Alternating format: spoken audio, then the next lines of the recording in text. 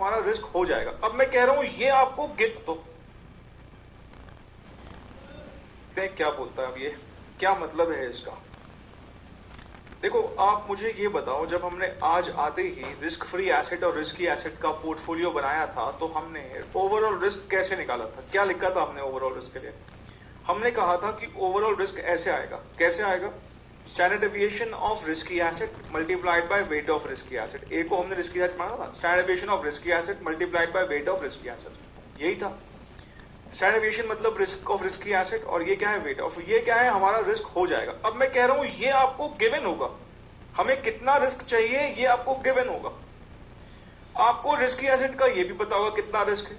ये रिस्क मुझे चाहिए, इतना मैं रिस्क ले सकता हूं, और ये आपको पता है, तो वेट नहीं निकाल सकते आप अगर देखोगे तो बेसिकली ये क्या लिखा है हमने फॉर्मूला, अगर आप देखोगे तो हमारे जो ओवरऑल रिस्क होता है, जो हमारा ओवरऑल रिस्क होता है, पहले ये बताओ ओवरऑल रिस्क का क्या क्या फॉर्मूला होता है? ओवरऑल रिस्क का फॉर्मूला होता है जो हमने अभी लिखा भी था, क्योंकि आप भी जानते हो कि रिस्क सिर्फ कौन से आता है, कहां से आता है? रिस्की एसेट से रिस्क आता है ना। तो ओवरऑल रिस्क हमारा क्या होता है? Standard deviation of risky asset multiplied by weight of risky asset. Risk free से तो नहीं आता। तो अगर मुझे ये वेट निकालना है रिस्की एसेट का तो क्या करना चाहिए? ओवरऑल रिस्क, जो कि मेरे को रिक्वायर्ड है, डिजायर्ड रिस्क है, divided by standard deviation of risky asset, risk of risky asset. यही तो किया है मैंने क्या किया? इसी वाले फॉर्मूला से तो किया है। अभी तक क्या होता था, हमें अगर रिस्क निकालना होता था ना तो रिस्की एसेट का रिस्क और उसका जो वेट है वो पता होता था, तो हम ओवरऑल निकाल देते। अब मैं कह रहा हूं ओवरऑल पता है और मुझे ये भी पता है कि रिस्की एसेट का क्या रिस्क है, तो कितना पैसा रिस्की एसेट में लगाना चाहिए निकाल नहीं सकते क्या? यही तो फॉर्मूले से निकल रहा है ये। ठीक है, चलो ये बात आपको समझ में आ गई। अब मैं आपको जरा वैसे भी सिखा देता हूं, नॉर्मल तरीके से मैं बात करता हूं आपके साथ, ध्यान से मेरी बात को सुनो। अभी जैसे जो हम पीछे क्वेश्चन कर रहे थे, स्टैंडर्ड डेविएशन जो मार्केट बीएससी का था 5% था। इसका क्या मतलब है? इसका मतलब यह है कि अगर मुझे 5% का रिस्क लेना है, एग्जैक्टली जितना मार्केट का है, तो मुझे अपना पूरा का पूरा 1 रुपया मार्केट में लगा देना चाहिए। अगर मुझे एग्जैक्टली 5% का ही रिस्क लेना है तो मुझे अपना पूरा 1 रुपया मार्केट में लगा देना चाहिए। अगर मैं रिस्क मान लो 1% का लेना चाहता हूं, मतलब 1/5 लेना चाहता हूं, तो पैसा भी 1/5 लगा दो। यूनिटरी मेथड है ना। 5% के लिए 1 रुपया लगाना पड़ेगा, तो 1% के लिए 20 पैसे लगाने पड़ेंगे ना। 1/5 कितना होता है? 0.2। और अगर आपको 2% का रिस्क लेना है तो 1% के लिए 1/5 है, तो 2% के लिए कितना? अगर आपको 10% का रिस्क लेना है, 1/5 अगर 1 के लिए है तो 10 के लिए कितना? अब अगर आप देखोगे 5% से डबल रिस्क लेंगे तो पैसे भी डबल लगाने पड़ेंगे। एक का देख लो 2 हो रहा है ना, डबल लगाना पड़ेगा। हमारे पास हमेशा क्या होता है? 1 रुपया। यहां 2 रुपए कैसे लगाओगे? 1 रुपया उधार लेके लगाना पड़ेगा। नहीं, अच्छा सपोज मैं कहता हूं कि हमें 20% का 4 गुना रिस्क लेना है मार्केट से, तो आपको पैसे भी तो 4, यहां पे 1 रुपया तो यहां 4 रुपए लगाने चाहिए। तो 1% का रिस्क कितना है? 1/5। तो 20% का रिस्क कितना होगा? 1/5 अगर 1 का है तो 20 के लिए इतना। आप अगर देखोगे तो ये यूनिटरी मेथड लगाया, 5% के लिए 1 रुपया, तो 1% के लिए कितना? 1/5।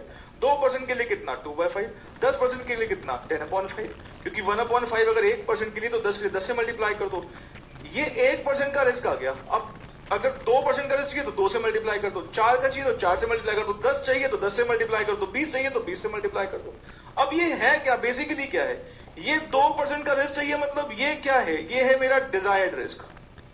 और ये क्या है? ये क्या है? ये है रिस्क ऑफ रिस्की एसेट, मतलब जो रिस्की एसेट है उसका रिस्क है, रिस्की एसेट का रिस्क है ये क्या है? Desired risk. ये क्या है? रिस्की एसेट का रिस्क। बीएससी रिस्की एसेट का रिस्क है ना। ये क्या है? Desired risk. ये क्या है? रिस्की एसेट का risk.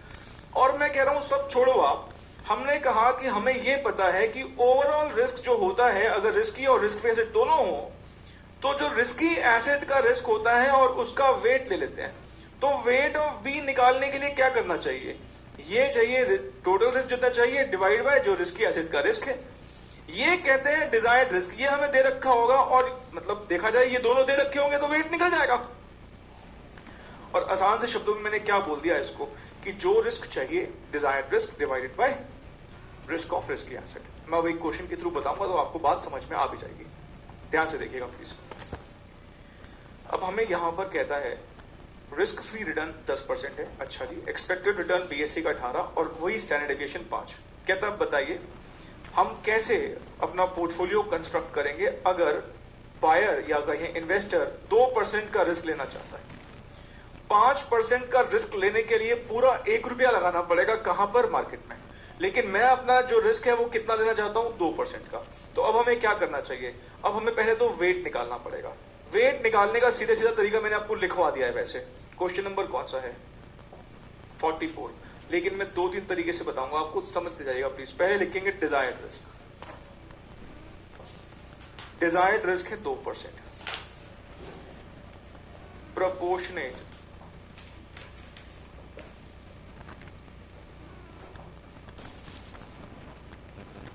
Investment in risky asset.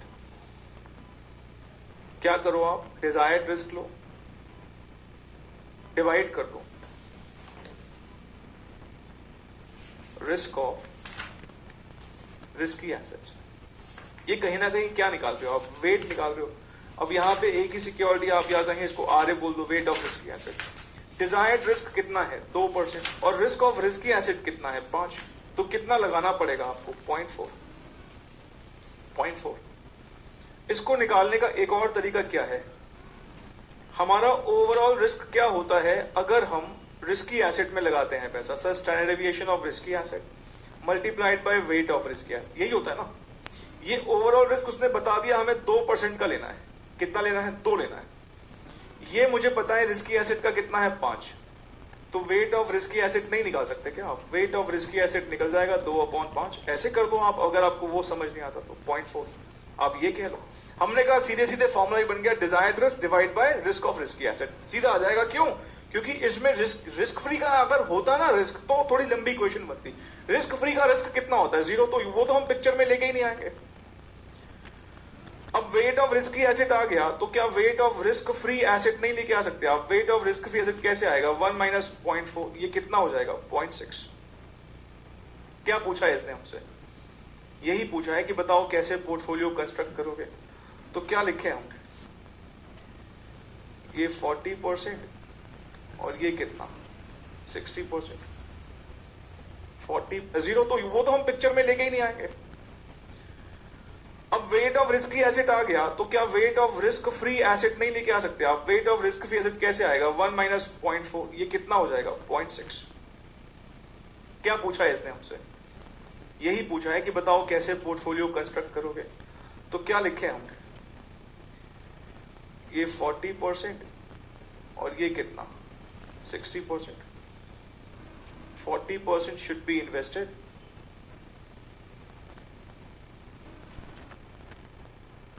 in BSE, 60% should be invested in risk-free asset.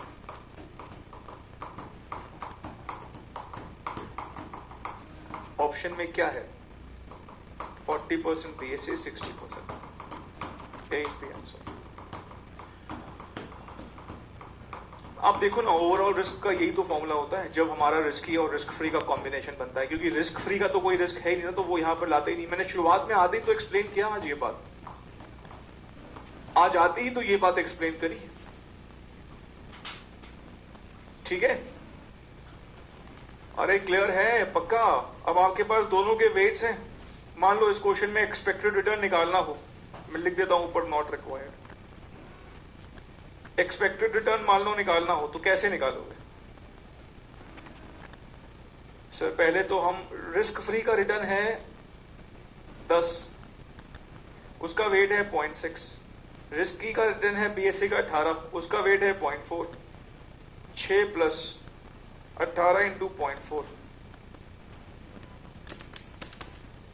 7.2, 13.2%। Check करो, कोई डाउट हो तो पूछ भी लो। ठीक है? पक्का? बढ़े आगे बढ़े। अच्छा, ये वेरिफिकेशन के लिए कर लो, मुझे बताओगे ओवरऑल रिस्क क्या होगा? सर ओवरऑल रिस्क होता है जो रिस्की एसेट 5 और रिस्की का हमारा वेट कितना है? 0.4। देख लो, आ रहा है ना 2%, आ रहा है ना 2%। सर ये 2%, ये 0.4 निकाला ही कैसे है? ये 0.4 कैसे निकाला है? 5 दो है ना, ये है 2, तो 2/5 करके तो निकाला है। अरे भाई ये ओवरऑल रिस्क जो है 2 हमें पता था, 2/5 यहां है तभी तो 0.4 आया है, तो 5 और 0.4 को मिल तो 2 ही तो आएगा वापस। अरे सिंपल सी बात है, ठीक है ना? अभी प्रैक्टिस करा रहा हूं, चिंता मत करो। अगर हल्का सा भी डाउट अभी दिमाग में है तो अभी क्लास खत्म करते करते बिल्कुल परफेक्टली बात क्लियर हो जाएगी, मैं पूरा दावे के साथ कह रहा हूं आपको। चलो जी अगला क्वेश्चन करते हैं हम। क्वेश्चन नंबर है 45। 45 में हमें डिजायर्ड रिस्क दिया हुआ है। कितना परसेंट दिया हुआ है डिजायर्ड रिस्क? 8% का डिजायर्ड रिस्क दिया हुआ है। अब आप सोचो जरा, 8% का डिजायर्ड रिस्क मतलब मार्केट से भी ज्यादा रिस्क ले रहे हो आप। मार्केट से ज्यादा रिस्क लेने का मतलब नहीं हो गया, आपको लगता नहीं बोरो करना पड़ेगा? तो हमें यहां पर क्या करना है? क्वेश्चन नंबर है 45। देखो मैं तो आपको सीधे सीधे एक फॉर्मूला बता दिया। वेट ऑफ रिस्की एसेट निकालने के लिए क्या करना है आपको? Desired risk upon risk of risky asset. Main सीधे सीधे तो यही तरीका है, desired risk upon risk of risky asset. Desired risk कितना है? 8 है। रिस्क मतलब बीएससी का रिस्क कितना है? 5 है। तो 8/5 कर दोगे तो वेट निकल आएगा। 8/5 कर दोगे तो वेट कितना? वेट निकल आएगा 1.6। अगर ऐसे बात नहीं समझ में आ रही तो क्या करना चाहिए? फिर वो तरीका लगाओ जो आपको पता है। ओवरऑल रिस्क कैसे आता है? बताओ जी कैसे आता है? Standard deviation of risky asset multiplied by weight of risky asset, ऐसे आता है। ये हमें बता दिया 1.6, ये हमें पता है 5, तो वेट ऑफ रिस्की एसेट निकाल दो 1.6/5। अरे सर ये तो 8 है ना? हाँ 8 है, सॉरी ये हमें पता है। अरे 8 है ना, मैंने गलती से यही 1.6 चुका दिया यहां पर, ये तो हमें पता है ना 8 है। तो वेट ऑफ रिस्की एसेट क्या हो जाएगा? 8/5। 8/5 करने पर क्या आता है? 1.6। अब हमारे पास हमेशा क्या होता है? 1 रुपया। 1.6 कैसे लगाओगे आप? मैंने कहा ना हम हमेशा बेस के लेते हैं, हमारे पास तो 1 रुपया होता है, तो 1.6 कैसे लग पाएगा? जब आपको 0.6 क्या करना पड़ेगा? 0.6 आपको बोरो करना पड़ेगा, तभी पॉसिबल है। 0.6 आपको क्या करना पड़ेगा? बोरो करना पड़ेगा। तो लिखो यहां पर, देखो ऐसे करो या ऐसे करो, एक ही बात है। एग्जाम में तो किसी एक से ही करना ना। अब इसके आगे चल रहा हूं, ठीक है? ये पहला स्टेप था, 1.6 निकाल दिया। अब इसका मतलब है amount to be borrowed at risk free rate. 1.6 borrow करना है हमारे पास, तो भाई 1 रुपया ही है। इसका मतलब कितना बोरो करना पड़ेगा? 0.6 का मतलब होता है 60% बोरो करना पड़ेगा। तो हमारा आंसर तो आ गया। वैसे इसमें बोला है 160% बीएससी इंडेक्स में लगा दो। 1.6 का मतलब कितना हो गया? 160%, और 60% बोरो करेंगे, ठीक है? इसको अगर परसेंटेज में देना हो तो 100 से मल्टीप्लाई कर देना, तो सही आंसर क्या हो जाएगा? पी। सही आंसर क्या हो जाएगा? पी। मांगा नहीं है, फिर से मैं आपको सप्लीमेंट्री यहां पर कुछ कर रहा हूं, नॉट रिक्वायर्ड। रिटर्न कैसे निकालोगे? एक्सपेक्टेड रिटर्न कैसे निकालोगे? सर एक्सपेक्टेड रिटर्न निकालेंगे, हमने अपना 1 रुपया उधार दिया हुआ 0.6 लगा दिया है मार्केट में। मार्केट का रिटर्न है 18% का, मार्केट का रिटर्न है 18% का, और हमें इस उधार दिए हुए पैसे पर रिस्क फ्री रेट से इंटरेस्ट पे करना पड़ेगा जो कि 10% है। तो 1.6 को 18 से मल्टीप्लाई करो, 28.8 माइनस 6, 22.8%। चेक करो एक बार।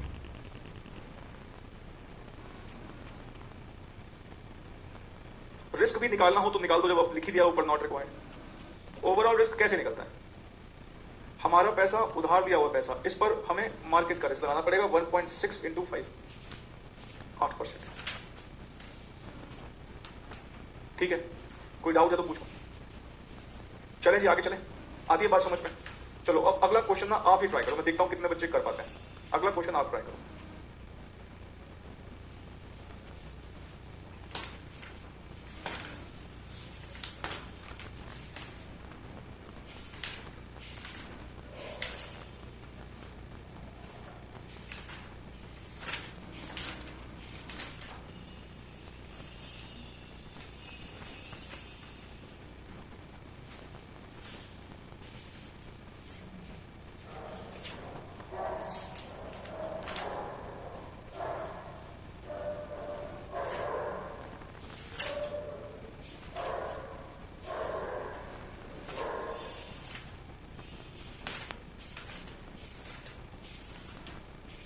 किया?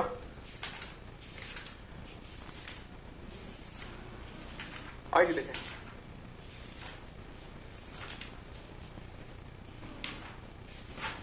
क्वेश्चन नंबर है 46। अब यहां पे डिजायर्ड रिस्क दिया हुआ है 10%। और मैंने आपको क्या बताया, वेट ऑफ रिस्की एसेट कैसे निकाल दो, जितना डिजायर्ड रिस्क हो डिवाइड कर दो रिस्क ऑफ रिस्की एसेट से। डिजायर्ड रिस्क हमारा है कितना 10 और रिस्की एसेट का रिस्क कितना है 5, इसका मतलब वेट कितना 2। हमारे पास हमेशा 1 रुपया होता है, इसका मतलब इस बार 1 रुपया उधार, मतलब हमारे पास अगर 100% पैसा है तो 100% उधार, मतलब 200 रुपए लगाने के लिए 100 रुपए उधार लेने पड़ेंगे। अब हम 1 रुपए में बात करते हैं, मतलब 1 रुपी हमें उधार लेना पड़ेगा। परसेंटेज में कितना हो गया 100%। और फिर से ऐसे अगर करना हो, ओवरऑल रिस्क क्या होता है, standard deviation of risky asset multiplied by weight of risky asset. Overall risk हमें 10 चाहिए, ये 5 है, तो वेट ऑफ रिस्की एसेट कितना करना पड़ेगा। आप मार्केट से दुगना रिस्क चाह रहे हो, दुगना रिस्क कह रहे हो, हमारे पास दुगना रिस्क लेने की हैसियत है, तो आपको मार्केट में दुगना पैसा लगाना पड़ेगा, तभी होगा ना ऐसा। क्लियर है ना ये बात। तो amount to be borrowed eight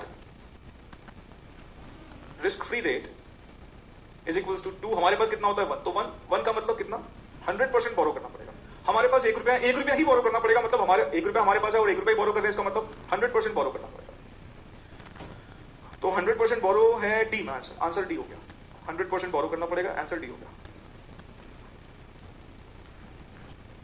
200% लगा देंगे, ठीक है।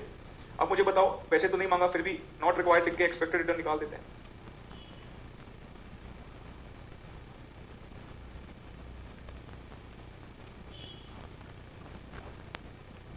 कैसे निकालोगे बताओ। हमारा पैसा 1 रुपी उधार दिया हुआ 1 रुपी, इस पर कितना कमाएंगे 18, लेकिन इस 1 रुपए पर ब्याज देना पड़ेगा 10 रुपए के 10% के हिसाब से। तो हम अपने और पराये पैसे पर दोनों को मिला के हमने कमाया कितना 36%, लेकिन 10% का ब्याज दिया, तो फिर भी हमारी जेब में कितना बचा 26%। रिस्क डबल हो रहा है लेकिन रिटर्न डबल नहीं हो रहा है, क्योंकि आपने कमाया तो उसमें ठीक है, लेकिन आपको देना भी तो पड़ा। आपने उसके पैसे पे 18 कमाया, लेकिन आपको उस 18 में से 10 रुपए देने भी तो पड़ गए, किसके, इंटरेस्ट के नाम पे। और अगर मैं ओवरऑल रिस्क पूछूं तो कितना आ गया, ओवरऑल रिस्क हमारा आ जाएगा यहां पर कितना आएगा ओवरऑल बताओ जरा। हमारा पैसा फॉरवर्ड पैसा, इस पर रिस्क 5, रिस्क फ्री वाला भी तो कोई रिस्क नहीं माइनस होगा हमारा, तो ये कितना हो जाएगा 10 हो जाएगा। देख लो, लिखो एक बात लिखो आप नीचे, नोट लिखो एक,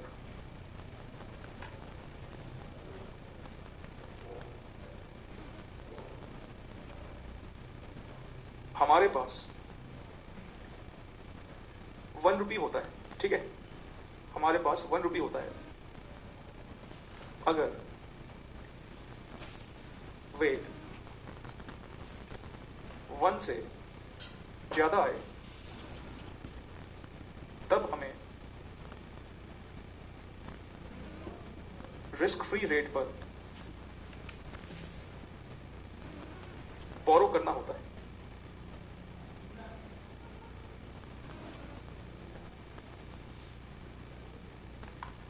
मैं अभी एक आध एग्जांपल और कराऊंगा आपको।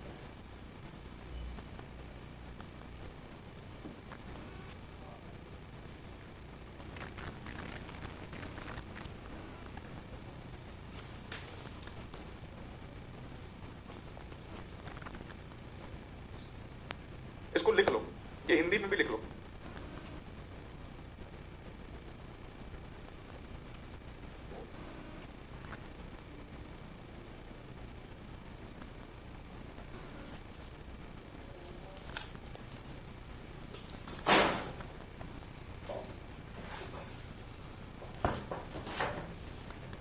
लिखा, आइए लिखो, एक एग्जांपल लिखो।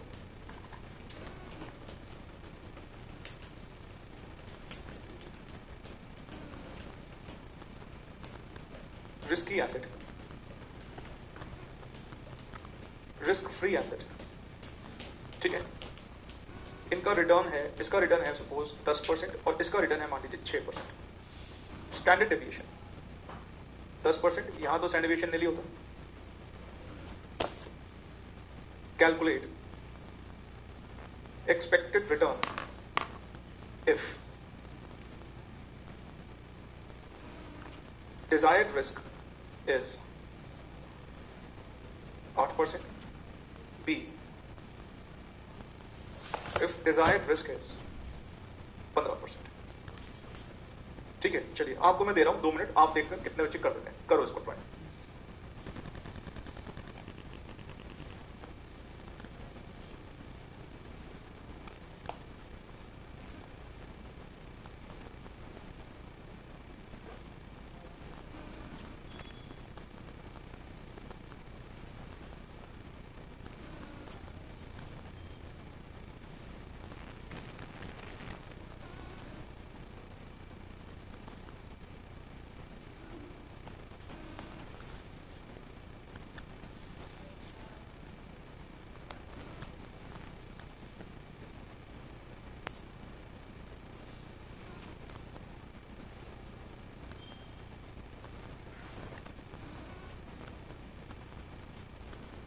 वेट ऑफ रिस्की एसेट का सीधा सीधा फॉर्मूला है डिजायर्ड रिस्क डिवाइडेड बाय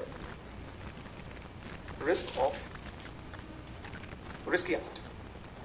ठीक है, यही हुआ ना फॉर्मूला। अब हमारा डिजायर्ड रिस्क कितना है, इसने बोला है 8% का हमारा डिजायर्ड रिस्क है, और रिस्की एसेट का रिस्क कितना है 10% का। इसका मतलब हमें रिस्की एसेट में कितना लगाना पड़ेगा 0.80, बाकी का 20% कहां लगाएंगे, क्योंकि हम मार्केट से कम रिस्क लेना चाहते हैं। मार्केट से कम रिस्क लेना चाहोगे तो ऑफकोर्स आपको रिस्क फ्री एसेट में लगाना पड़ेगा, ऐसे बात बन नहीं पाएगी। ठीक है, तो इसका मतलब ये हुआ, मैं हालांकि यहां पे और करके भी करा दूं क्या एक बार, या आप समझ गए वो बात? चलो एक बार और लास्ट बार कर लेते हैं। हमारा ओवरऑल रिस्क क्या होता है, हमारा overall standard deviation of risky asset multiplied by weight of risky asset. हम क्या निकाल रहे हैं यहां पर, वेट ऑफ रिस्की एसेट, तो क्या हो जाएगा overall risk upon standard deviation of risky asset. यही तो हुआ ना। ओवरऑल रिस्क हमें यहां पर दे रखा है कितना चाहिए 8, रिस्की एसेट का कितना है 10, तो कितना आएगा यहां पर भी ऑफकोर्स 0.8। जैसे मर्जी समझ लो, ये ऐसे कर दो या ऐसे कर दो, एक ही बात है। ये आसान सा मैंने आपको सीधे फॉर्मूला बता दिया, desired risk upon risk of risky asset. ठीक है, अच्छा weight of risk free asset कितना है, अगर 0.8 यहां लगाओगे तो 1 माइनस 0.8 कहां लगाओगे, रिस्क फ्री एसेट में 0.2 हो जाएगा। अब आप निकाल लोगे एक्सपेक्टेड रिटर्न।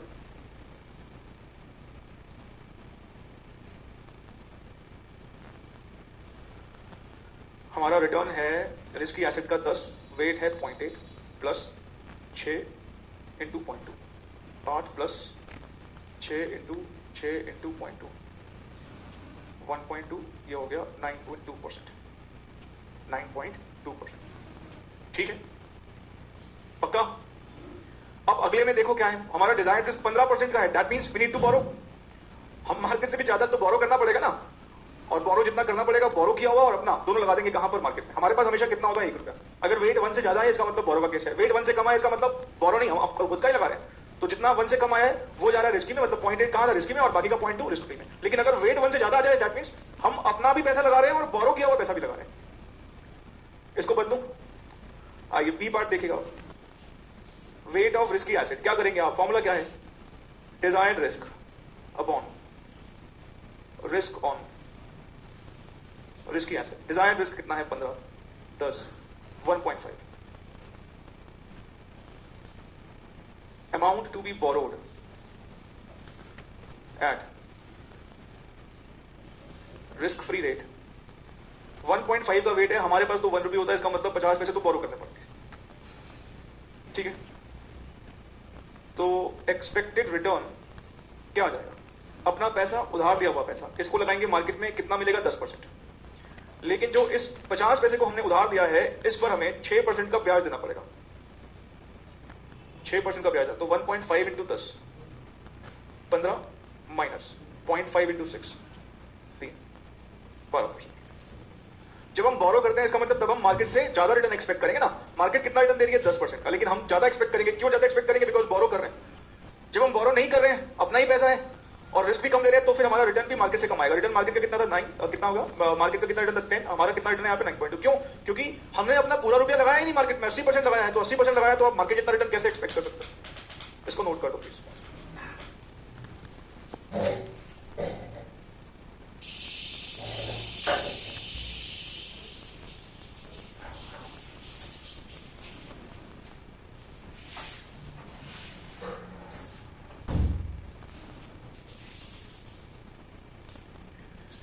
देखो अभी तक जो हमने किया, अगर उसका फाइनली क्रक्स देखें तो क्रक्स क्या है कि हमने 3 सेट ऑफ क्वेश्चंस किए। पहला जहां पर ना हमको वेट और रिटर्न दिया हुआ था, वेट और रिस्क दिया हुआ था, तो उसके बेसिस पर हमने एक्सपेक्टेड रिटर्न और ओवरऑल रिस्क निकाल दिया। ठीक है, पहले सेट ये इजी क्वेश्चन थे, वेट्स और रिटर्न, वेट्स और रिस्क दोनों गिवन थे। दूसरे सेट हमने क्या किया, जहां पर हमें ओवरऑल रिटर्न दे दिया, डिजायर्ड रिटर्न दे दिया, लेकिन ये नहीं बताया कि कहां पे कितना लगाएं। तो हमने फिर क्या किया, उस डिजायर्ड रिटर्न की मदद से पहले वेट्स निकाले, और हो सकता है फिर वो मुझसे उसके बाद, क्योंकि वेट्स निकल गए तो रिस्क भी पूछ सकता है, लेकिन अभी हमने मेनली वेट्स निकालना इंपॉर्टेंट है, क्योंकि वेट्स आ गए तो उसके बाद तो सब कुछ हो जाएगा ना। तो दूसरे सेट ऑफ क्वेश्चन कैसे थे, डिजायर्ड रिटर्न गिवन था, मतलब जो हम एक्सपेक्टेड ओवरऑल रिटर्न निकाल रहे थे ना पोर्टफोलियो का, वो दे रखा था, फिर वेट्स निकाले, तो एक के वेट को एक्स मान लिया, दूसरे का वेट 1 - x आएगा। फिर थर्ड सेट ऑफ क्वेश्चन किए जहां पे ओवरऑल रिस्क दे रखा था।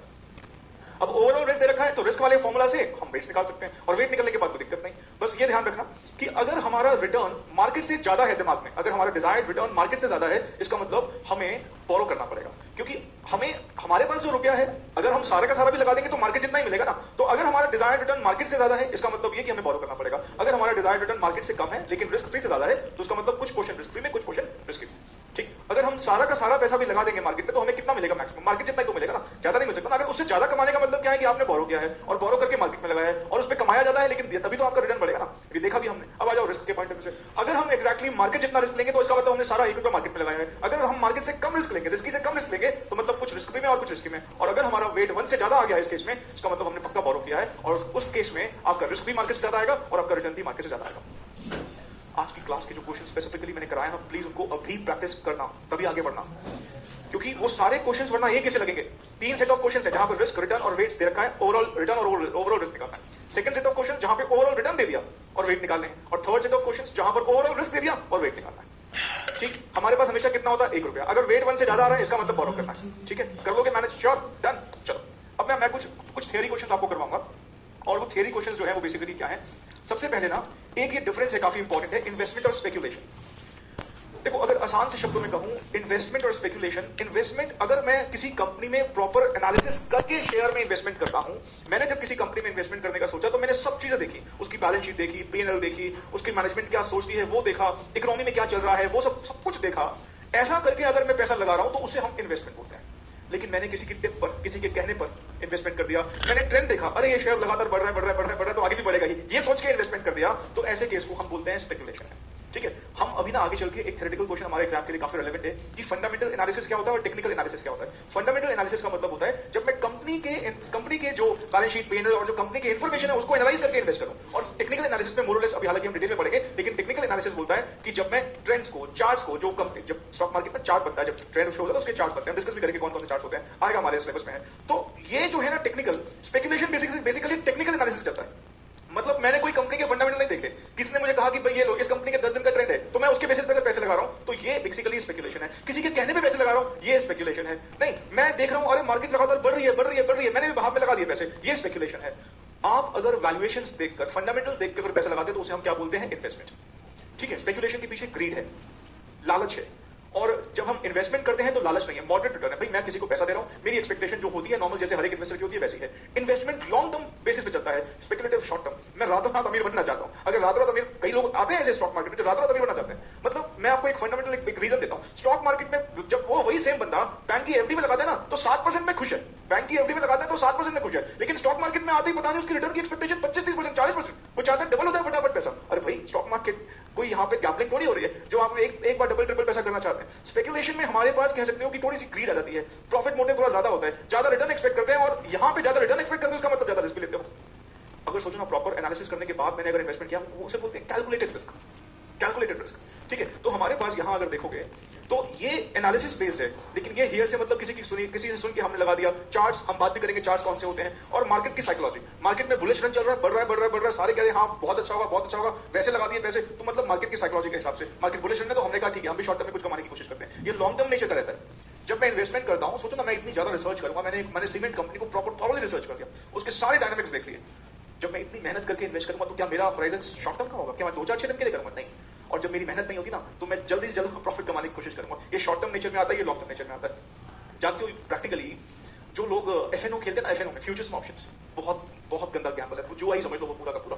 जो वो एफएनओ करते हैं वो कहीं ना कहीं स्पेकुलेटिव नेचर का होता है, वो स्पेकुलेशन है। हम बस प्राइसेस के डिफरेंसेस पर खेल रहे हैं वहां पर। ठीक है, फ्यूचर एंड ऑप्शन वगैरह आप कैपिटल मार्केट के पेपर में शायद देख भी रहे हो। हमारे सिलेबस में जब ये आपका एफएम का पेपर सीएस प्रोफेशनल में था ना, तो डेरिवेटिव्स हमारे सिलेबस में था।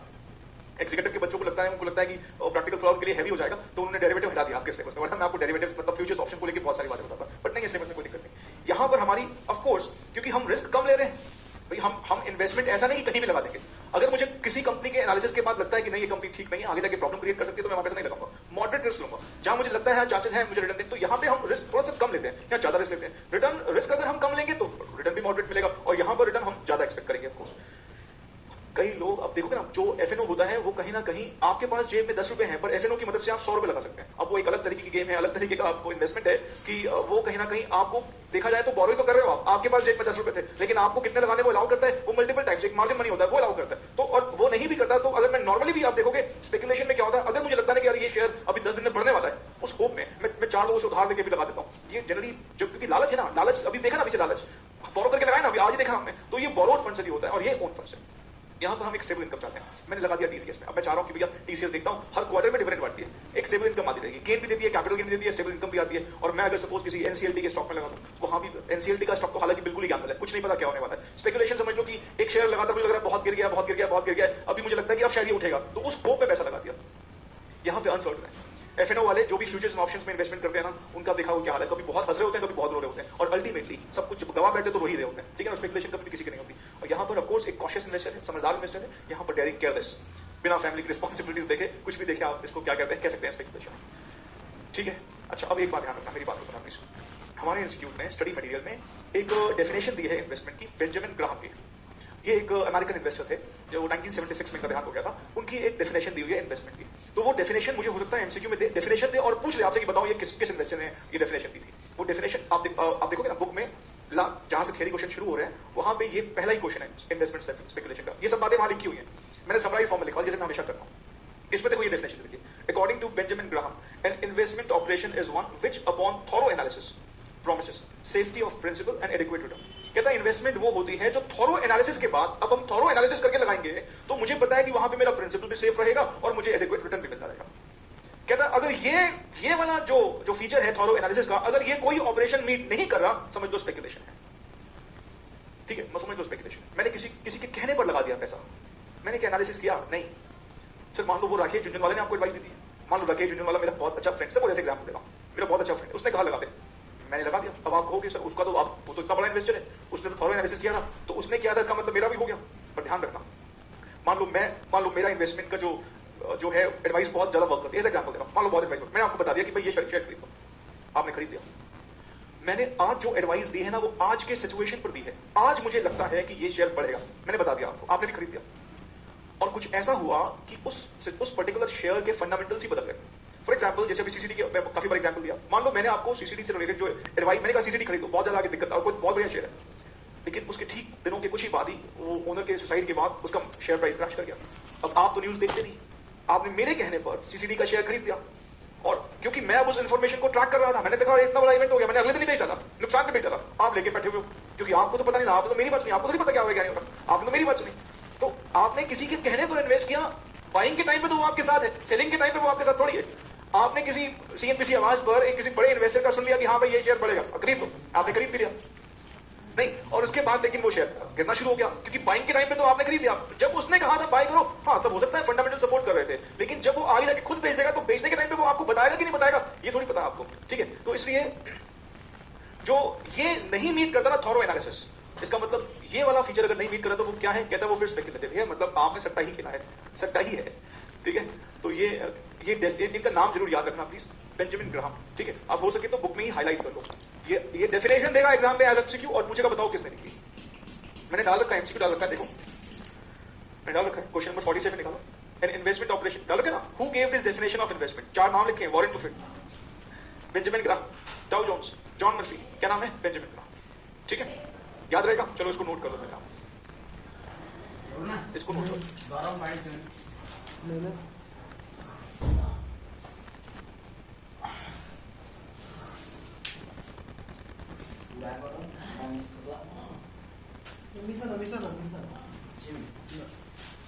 से पानी फिल्टर में तूने इंस्टाग्राम का काम नहीं करा ना मेरा, करना स्टार्ट कर भाई, फॉलोअर्स बढ़ जाने जाते हैं काय झालं उसमें, लाईक होची फॉलो लाईक दे चटा ना ना यार इतनी हो रहा 25 दिन चले गए ना कहाँ से 25 फॉलोअर को आते हैं घंटा ही डेली चला था। हाँ चले कहाँ से हाँ चला हिंदी नॉर्मल चला 6 बजे चला और उसमें जब फॉलोअर्स बढ़ने लगे तो मैंने ठीक है, आगे आगे सुनिए, नोट कर लिया ना आप? देखो ऐसे ही ना एक क्वेश्चन और है, इन्वेस्टमेंट और गैम्बलिंग में डिफरेंस। देखो स्पेकुलेशन और गैम्बलिंग मोर और लेस देखोगे ना उनके फीचर्स आपको सेम मिलेंगे। गैम्बलिंग भी शॉर्ट टर्म के लिए है, गैम्बलिंग में भी कहीं ना कहीं कोई एनालिसिस नहीं है, कुछ भी एनालिसिस नहीं है, सिर्फ किसी के कहने पे कर दिया। देखो अगर सपोज आप स्टॉक मार्केट की मैं अगर बात करूं वहां पर भी गैम्बलिंग है। जैसे मैं अभी एनसीएलटी स्टॉक की बात कर रहा था, बहुत सारे शेयर्स ना एनसीएलटी को रेफर है, बहुत सारे शेयर एनसीएलटी को रेफर है, जिनको कुछ भी नहीं पता कि कोई बायर मिलेगा कि नहीं मिलेगा। बीच में किसी एक कंपनी का मुझे नाम याद नहीं आ रहा, ऐसे कुछ र्यूमर फैले कि इस कंपनी को ना अभी मुकेश अंबानी जी खरीदने वाले हैं, रिलायंस खरीदने वाली है। ये एक ऐसी हवा फैली कि मुकेश अंबानी खरीदने वाले, कुछ ऐसा कोई न्यूज नहीं आई, क्योंकि अगर ऐसा कुछ होता है तो बीएससी को पता लगता है और फिर वो मतलब स्टॉक एक्सचेंज में बताया जाता है कि ऐसा कुछ होने वाला है। कोई ऐसी कुछ हवा फैली, किसी पर्टिकुलर न्यूज चैनल पे ऐसा आ गया कि मुकेश अंबानी इस कंपनी को खरीदे और वो एनसीएलटी को रेफर। जो शेयर लगातार lower lower lower lower lower नीचे नीचे नीचे आता जाता था, वो एकदम से उसमें अपर सर्किट करने शुरू हो गए। एनसीएलटी के जितने स्टॉक्स है ना बिल्कुल खतरनाक है, अगर कोई लगा भी रहा हो ना प्लीज उनको लिस्ट, ट्रेड भी हो रहे हैं स्टॉक मार्केट में, वो पूरी गैम्बलिंग है, पूरी गैम्बलिंग है। जानते हो अगर आप सपोज मारुति के शेयर का टेक्निकल एनालिसिस करके ट्रेंड देख के लगाते हो तो समझ में आती है बात, वहां पर रिस्क कम है, वो स्पेकुलेशन तो है लेकिन एटलीस्ट गैम्बलिंग नहीं है। अगर आप टाटा मोटर्स के शेयर में ऐसे किसी के कहने पे लगाते हो वो स्पेकुलेशन है पर गैम्बलिंग नहीं है। पर अगर सपोज जैसे वहां पे बहुत सारे शेयर्स लिस्टेड हैं, एमटेक ऑटो है, रुचि सोया है, जैसे अभी रुचि सोया करके कंपनी पतंजलि ने भी कहा था, रामदेव बाबा ने कहा खरीदने वाले, उसका शेयर पे अपर सर्किट लगना शुरू हो गया, अपर सर्किट लगना शुरू हो गया। लेकिन ये बायर कोई आएगा कि नहीं आएगा ये पता थोड़ी है। कितने सारे कंपनीज लिक्विडेशन में चली गई, कोई बायर आया ही नहीं, कोई बायर नहीं आया। जैसे भूषण स्टील करके एक कंपनी थी, उसको टाटा स्टील ने खरीदा, लेकिन स्टिल भूषण स्टील का शेयर बहुत ज्यादा पिटा। कुछ बड़े बड़े इन्वेस्टर्स ने कहा भी लगा दो, सब बहुत लोगों का पैसा डूबा। ऐसे और बहुत सारे शेयर थे, एमटेक ऑटो और पता नहीं कितने कितने शेयर एनसीएलटी में, वो पूरी गैम्बलिंग है, वो पूरी गैम्बलिंग है। और गैम्बलिंग तो वैसे भी आपको पता है गोवा में कैसीनो है, वो भी तो गैम्बलिंग और स्पेकुलेशन में फर्क क्या है? स्पेकुलेशन फिर भी कम रिस्की है, गैम्बलिंग तो बस कह लो कि पूरी तरीके से पूरा रिस्की है। बाकी उसके फीचर्स आपको बिल्कुल वैसे ही मिलेंगे जैसे कि किसके मिलेंगे, स्पेकुलेशन। मतलब इन्वेस्टमेंट और स्पेकुलेशन और इन्वेस्टमेंट और गैम्बलिंग के डिफरेंस आपको ऑलमोस्ट सिमिलर लाइन पर मिलेंगे, क्योंकि स्पेकुलेशन और गैम्बलिंग में अगर मैं इन दोनों को कंपेयर करूं तो एक ही जो मुझे सबसे ज्यादा बड़ा डिफरेंस दिखता है कि गैम्बलिंग और ज्यादा रिस्क से भरी है। स्पेकुलेटिव लोग एटलीस्ट टेक्निकल चार्ट को फॉलो करते हैं, टेक्निकल एनालिसिस अपने आप में एक दुनिया है, मतलब उसकी भी प्रॉपर थॉरो चीजें हैं उसको समझने वाली और कहने वाली। लेकिन गैम्बलिंग में तो कुछ नहीं है ना, आप सिक्का चला हेड आएगा कि टेल आएगा वो थोड़ी पता है आपको, वो तो आने के बाद ही पता लगेगा ना। स्पेकुलेशन में फिर भी हम थोड़ा सोच समझ के कि हाँ एक ट्रेंड चल रहा है शायद बढ़ता जाएगा अभी, और चांसेस वहां पे प्रोबेबिलिटीज कह सकते हो सक्सेस की गैम्बलिंग से ज्यादा है। गैम्बलिंग में 50-50 हो जाता है, हो भी सकता है नहीं भी हो सकता, ठीक है। और गैम्बलिंग के लिए एक जो बड़ा एक डिफरेंस वहां पे आपको दिखेगा कि गैम्बलिंग बेसिकली लोग ना एंटरटेनमेंट के लिए करते हैं, एंटरटेनमेंट के साथ अर्न करना चाहते हैं। स्पेकुलेशन में एंटरटेनमेंट नहीं है, अर्निंग है। यहाँ पे क्या है, एंटरटेनमेंट के साथ अर्न करना चाहते हैं। कितने लोग गोवा जाते हैं और गोवा में वो वहां पे कैसीनो के दर्शन, जाना नहीं चाहिए लेकिन फिर भी कैसीनो के दर्शन करके आते हैं वहां पर। अब कैसीनो में क्यों गए हैं, टूरिस्ट की तरह गए हैं, उनको नहीं वहां पे, लेकिन एंटरटेनमेंट, लेकिन साथ में चाहते हैं कि कुछ अर्निंग तो चाह ही रहे हैं, वो जाना नहीं चाहिए, कुछ ठीक चीज नहीं है वो, अननेसेसरी आदत पड़ जाए तो दुनिया पूरी खराब हो जाएगी। लेकिन क्या पर्पस क्या है वहां पर, एंटरटेनमेंट वाइल अर्निंग, ठीक है। इसके बारे में मैं समरी लिखवाऊंगा बिकॉज ऑलरेडी समराइज फॉर्म में है, पीछे बुक में देखोगे आप, ऑलमोस्ट सब कुछ सिमिलर मिलेगा, आप देखना इसमें। यहाँ पर वही लॉन्ग टर्म शॉर्ट टर्म, ये एनालिसिस है, ये based on tips and rumours है, ये प्लान है, ये अनप्लान है। यहाँ कॉमर्शियल रिस्क मतलब बिजनेस से रिलेटेड रिस्क है। अगर मारुति का, एशियन पेंट्स का या किसी का भी शेयर बढ़ रहा है घट रहा है, वो बिजनेस से रिलेटेड रिस्क है, कॉमर्शियल रिस्क है, कॉमर्स का रिस्क है, बिजनेस का रिस्क है। यहाँ तो क्रिएट किया, खुद का क्रिएट कर रहे हैं, आर्टिफिशियल रिस्क क्यों, कोई कैसे बिना बात का रिस्क खड़ा कर दिया आपने। बिजनेस से रिलेटेड कोई नहीं है, इरैशनल रिस्क है, आर्टिफिशियल रिस्क है, ठीक है। बाकी सब कुछ आपको सेम मिलेगा, ठीक है। वही एंटरटेनमेंट वाली अर्निंग। यहाँ पर हमारा प्रिंसिपल क्या है, हम यहाँ पर हमारा मेन जो मोटिव क्या है कि हम अपना प्रिंसिपल सेव करना चाहते हैं और हम साथ में स्टेबिलिटी ऑफ इनकम चाहते हैं, ठीक है। तो इन्वेस्टमेंट, स्पेकुलेशन, इन्वेस्टमेंट, गैम्बलिंग, मोरलेस आपको सिमिलर तरह के ही मिलेंगे डिफरेंसेस। पर इस पर कैसे एमसीक्यू आ सकते हैं आइए हम देख लेते हैं। क्वेश्चन नंबर है 47। तो ये तो मैंने करवाई दिया, क्या लिखोगे आंसर बी, बेंजामिन ग्राहम ने definition the. Question 48, the time horizon of investment is, investment का हम टाइम क्या लेके चलते हैं, लॉन्ग टर्म, और स्पेकुलेशन का क्या होता है, शॉर्ट टर्म। तो लॉन्ग टर्म शॉर्ट टर्म मतलब डी इज द आंसर, है ना। स्पेकुलेटर लोग कल प्रेशर हुआ ना, मैं 8 भी नहीं चाहता, 7 भी नहीं चाहता, वो तो मुझे बैंक की एफडी में मिल जाएगा। मॉडरेट मैं 50-60 भी नहीं चाहता, उसके चाहने के चक्कर में ज्यादा रिस्क, और ज्यादा रिस्क मतलब कई बार पूरी कैपिटल खत्म हो जाती है। चलो 51 number, what is the basis for decision in speculation, technical charts, अभी हम बात भी करेंगे आगे जाके। मार्केट की साइकोलॉजी, मार्केट में सारे लोग खरीद रहे हैं, तो हम भी खरीद लेते हैं। हियर से मतलब किसी के कहने पे वो कर दिया हमने, D all of that. Speculation तो सब कुछ है। मोटिव ऑफ गैम्बलिंग इज, क्या गैम्बलिंग में हमारा मोटिव प्रिंसिपल की सेफ्टी है, क्या पैसे हमारे बचे रहे इसलिए हम कैसीनो जाते हैं, क्या हमें स्टेबिलिटी ऑफ रिटर्न्स है, नहीं, वक्त गवा है, जो जुआ खेला है बर्बादी हुआ है। सी एंटरटेनमेंट वाइल अर्निंग, अर्निंग का तो पता नहीं, एंटरटेनमेंट पता नहीं होगा कि नहीं होगा, लेकिन ये तो तय है उस एंटरटेनमेंट की कॉस्ट देके आओगे आप, बाहर निकलोगे तो नुकसान ही होगा। 53 risk of gambling is, the risk of gambling is dash known to parties in advance या नॉट नोन। अगर कोई इंसान किसी एनसीएलटी के स्टॉक में जाता है या फिर किसी पर्टिकुलर चीज पे सट्टा लगाता है या फिर वो अगर कैसीनो जाता है, क्या उसको उसका रिस्क पहले से नहीं पता? यस, उसको पता है।